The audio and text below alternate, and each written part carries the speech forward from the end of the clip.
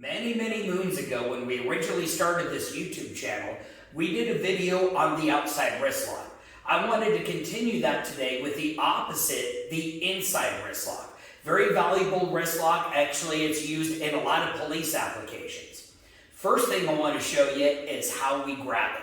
The main way you're going to see the inside wrist lock being grabbed is this reaching across from the opposite side of the body.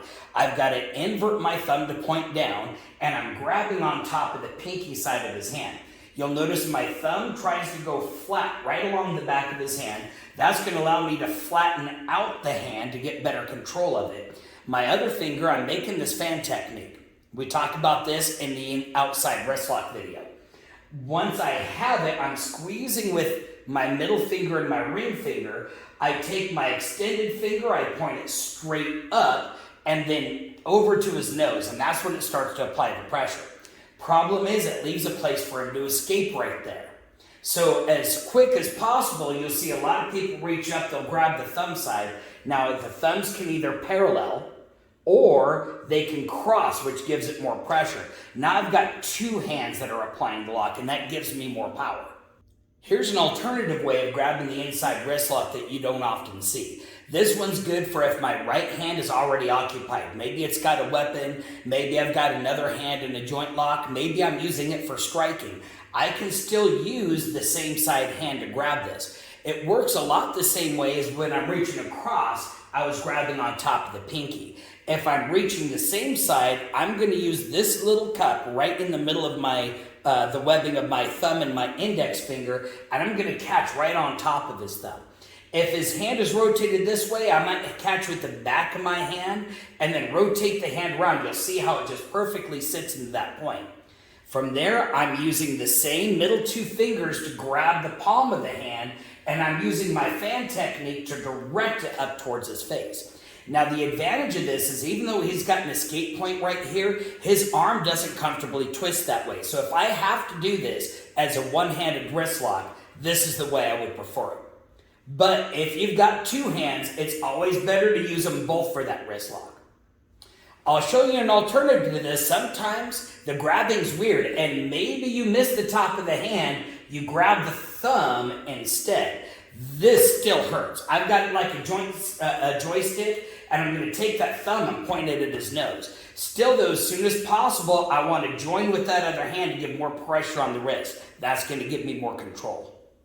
Once you have the lock secured, you'll notice traditionally my arms are out here straight. I don't have nearly as much power with my arms straight as if it's close to my body.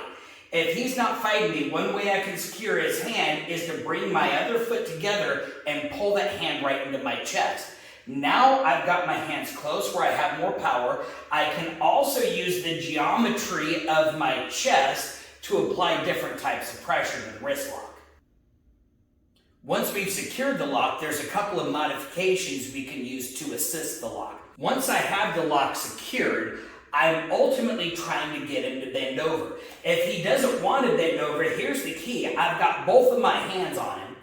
I can't punch him because he's going to end up getting out of it. But look, his face is the perfect distance for that snap kick.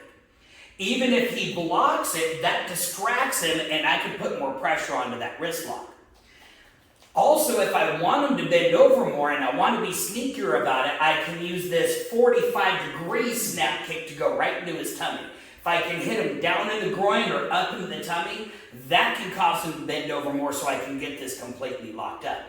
In the Hapkido syllabus, you're going to commonly see this kick, when he bends over, it's followed up by putting that knee down as the armbar. There are two other ways I can get an armbar using my hand. So if I get him locked up, one of the problems you're going to see is if I let go of one hand to get an armbar, that just gave him a place to escape.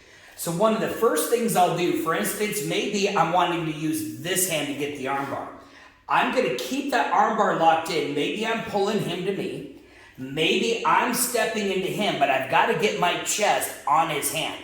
From there, I let go with one hand, and I've replaced my hand with my chest. Right here in the middle, it fits in there almost like a Lego piece. From there, I can come in and I can press down on the elbow. I can even cut into this pressure point on the top and I can pull his elbow back. I can do anything I want with this hand because I still have control of his wrist. Alternatively, we'll do-si-do so you can see this one.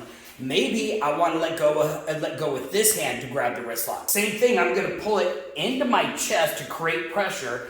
I replace the pinky side with my chest. From there, I can get into my armbar, or I can get into some other striking techniques if I needed to. Here's another modification you'll commonly see done to the inside wrist lock. Once I've got him locked up, if he wants to escape, he can't escape that way. That's where the pressure's coming from. That goes against his body. But he can escape by rotating his shoulder forward. That just took the pressure off the elbow and on the wrist. I'm still not out of the game though. Notice how that naturally takes his arm behind his back. Let's show the camera here. My primary goal now is to pull his hand right into the middle of his spine. Starting at the lower back, I'm going to lift it up between his shoulders. You'll notice I don't get all the way up there before he starts tapping. Some people are more flexible in the shoulder, but by the time I can get the hand all the way up here, there's so much pressure on the AC joint that it's about ready to separate. So usually that's when you're going to start getting the compliance. But there are a couple of things you have to look out here. First of all, if I've got both hands on his wrist, he can still catch me with that elbow. That's not going to be a good thing for me. If he's a wrestler, he'll feel that he can step forward with this side and bend over, and now just took the pressure off of that. So now I've got to transition back to an inside wrist lock or transition back into my armbar.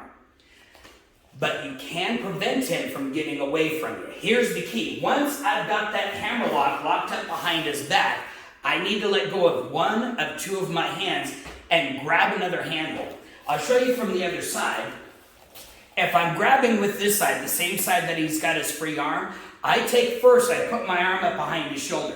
That's going to prevent him from reaching that elbow back and hitting me. It's a natural block. My hand is going to make a hook over his shoulder. I can either just pull in, or I can dig into this pressure point right here between the clavicle and the shoulder blade, or I can go to this pressure point in front of the shoulder and pull it back towards me as well. That can give me more leverage. I can also grab the leverage of his ponytail. I can even do that with this hand if I needed to. That's going to prevent him from having the bounce to hit me with his elbow. Or I can even grab underneath his chin, or I can pick his nose is another good way to get control of that head. Another way that he can counter this is by bending his elbow and closing distance into me, maybe grabbing my leg for a takedown, which would be bad for me. One of the advantages is he's already covering the distance, so I can pull that hand into the chest.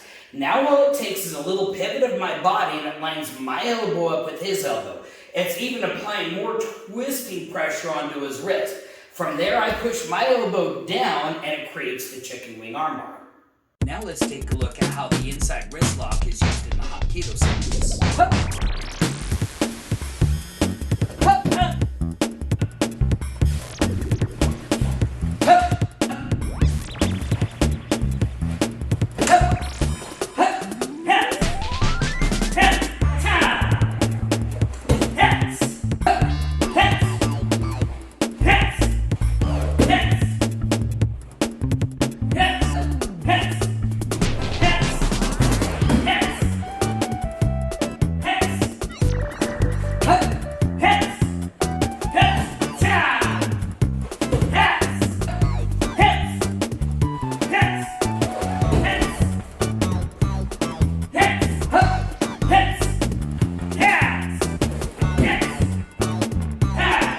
Thanks for watching our video. If you enjoyed it, like it, and make sure to share that with a friend. Click the subscribe button and then hit that notification bell so you can catch our next exciting video.